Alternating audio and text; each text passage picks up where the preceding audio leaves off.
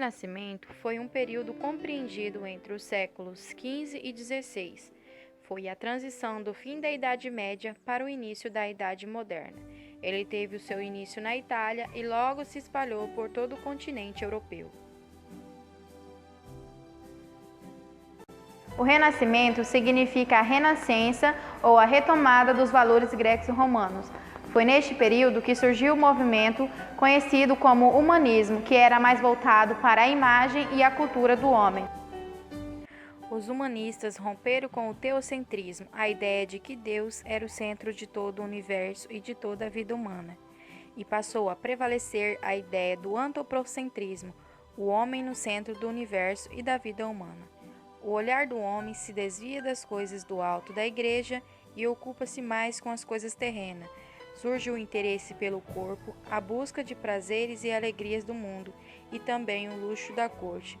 Neste momento, amplia-se os conhecimentos de anatomia humana que outrora era proibido pela igreja.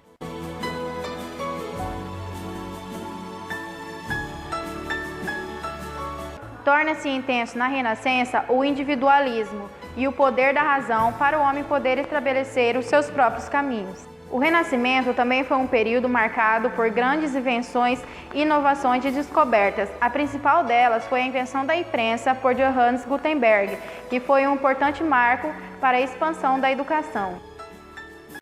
A invenção da imprensa por Johannes Gutenberg foi um importante acontecimento que impulsionou a expansão da educação e foi fundamental para a divulgação e o conhecimento, facilitando o acesso a diversas obras humanistas.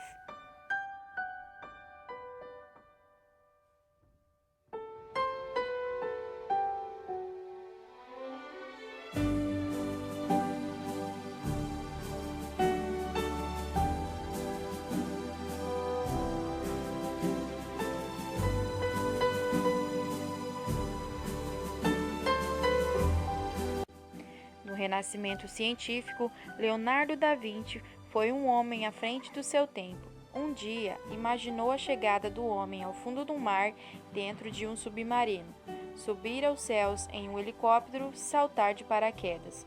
Os seus estudos de anatomia, geometria e matemática foram de grandes utilidades para os progressos científicos.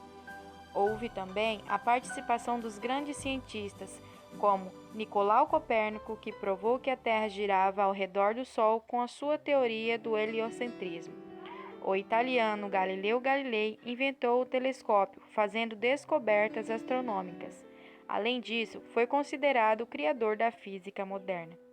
E outros cientistas como André Vessalio e Isaac Newton, que confrontaram diversos dogmas da Igreja Católica, que aos poucos foi perdendo seus fiéis.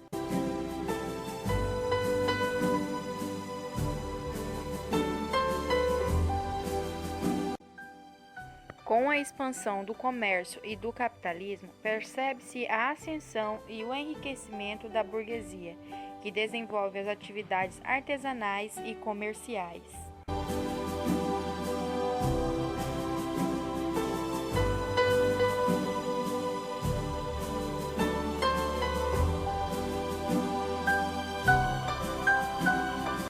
Os burgueses fazem aliança com os reis para poder se estabelecer no poder contra os duques e barões, e foi com isso que surgiu o interesse pela educação.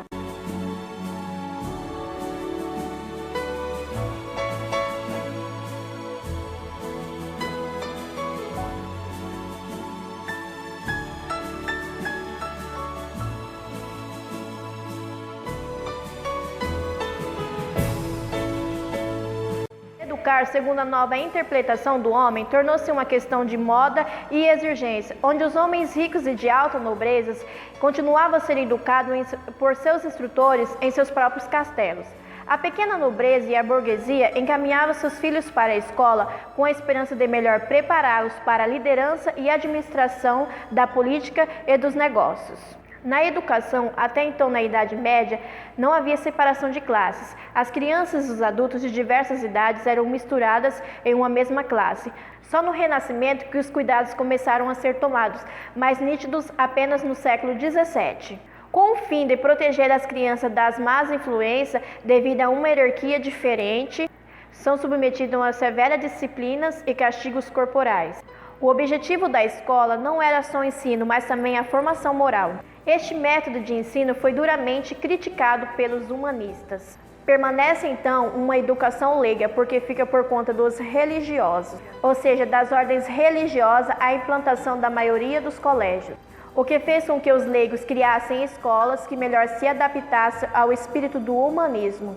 Um importante trabalho se destaca nesse período, que foi de Vitorino Feltro, que fundou uma escola na Itália, cujo lema era "Vinde, meninos, aqui se ensina e não se atormenta", o que fez com que várias outras escolas fossem criadas. Surgem as academias e suprimentos de falhas das universidades e de uma instituição privada.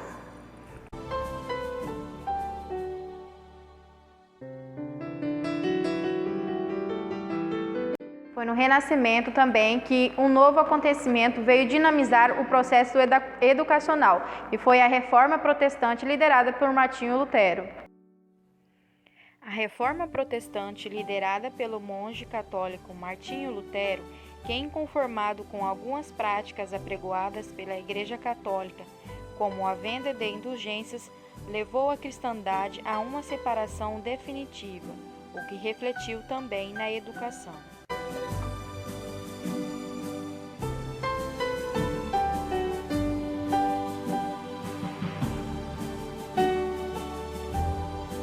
A Reforma Protestante, liderada por Martinho Lutero, criticava a forma de ensino das igrejas medievais. E assim eles proporam uma nova forma de ensino, que seria baseada em textos bíblicos. O humanismo acreditava que com isso o ser humano poderia se aproximar mais de Deus. A educação foi de grande importância para a Reforma Protestante, pois ensinava a leitura e a interpretação da Bíblia. Martinho Lutero também lutou para que todos tivessem o ensino primário, pelo menos, pois assim todos poderiam ter a interpretação da Bíblia, saber ler. E então aqueles que tivessem mais posses teriam o ensino médio e o ensino superior. Havia também muitas críticas sobre a forma de castigar as crianças para que elas pudessem aprender. E Martinho Lutero, ele acreditava que se ensinasse as crianças com música, jogos e exercícios que facilitariam a mente delas, elas poderiam aprender muito mais rápido e muito mais fácil.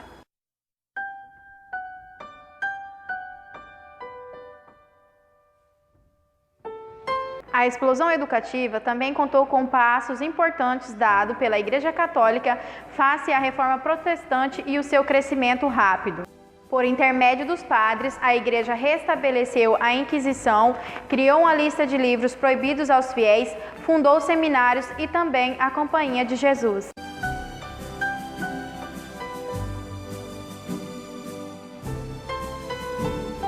Os colégios jesuítas são uma reação à educação reformada. Além disso, exerceram forte influência não só na concepção da educação na Europa, mas também no Brasil. Em 1534, Inácio de Loyola funda a Companhia de Jesus, com o apoio do Papa III. Em 1549, a Companhia de Jesus chega a terras brasileiras, localizada na Bahia, com os primeiros padres jesuítas, os chamados verdadeiros soldados de Cristo. Tinham como objetivo catequizar e converter os nativos à religião católica. As práticas e conteúdos que os jesuítas usavam estavam em consonância com as regras codificadas no Ratio Studiorum. O Ratio Studiorum constava das regras e grades do ensino, e objetivos era unificar a educação católica, ministrando todos o mesmo conteúdo da mesma maneira. Também tendo o Studium Inferiora, letras humanas composta de gramáticas, humanidade e retórica, que era o grau médio e durava 3 anos. Era o estágio inicial de todo o ensino e baseava-se na literatura grego-latina, mantendo um currículo idêntico. Filosofia e ciência também duravam 3 anos. Estudio Superiora, tecnologia e ciências sagradas, era a culminância dos estudos e o objetivo era a formação de padres. O latim era ensinado até que os alunos estivessem sobre o mesmo pleno domínio, e entre os jesuítas esse idioma era obrigatório. Com a chegada real em 1759, Marcos de Pombal, então primeiro-ministro de Portugal, expulsa os jesuítas do reino e do Brasil, pois os ensinamentos não eram do interesse do governo, não trazia lucros e benefícios. A produção intelectual do Renascimento demonstrava interesse em superar as contradições entre o pensamento religioso medieval e o anseio da secularização da burguesia. Nesse contexto de crítica e tradição medieval, a educação procurava bases naturais, não religiosas, a fim de se tornar instrumentos adequados para a difusão de valores burgueses.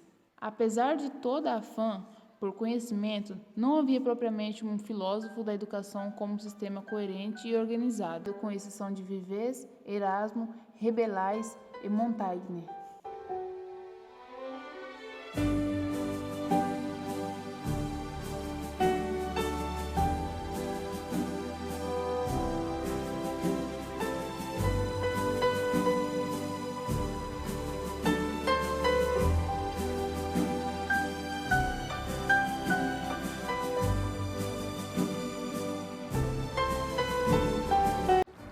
Para os católicos adeptos da Contra-Reforma, a intenção era estudar os autores gregos romanos, de acordo com um olhar religioso que pudesse adaptá-los às verdades eternas da fé.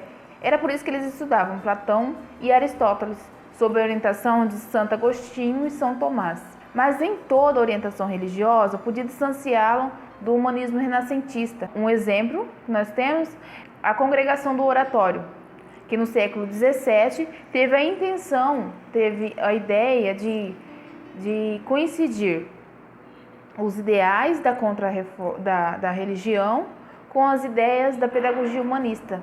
Outro exemplo também são os São Franciscanos, que na escola de Oxford tinham interesse pelas ciências experimentais e pela ação social.